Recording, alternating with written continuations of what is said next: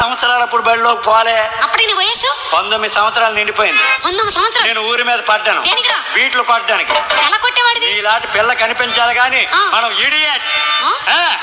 చూపులతో గుచ్చి గుచ్చి గుండెల్లో తెల్ల నీ ప్రేమ కోసం నేను పిచ్చోనైపోయాను, నీ ప్రేమ కోసం నేను పిచ్చోనైపోయాను, నీ కళ్ళు పేలుపోను చూడవే మరి.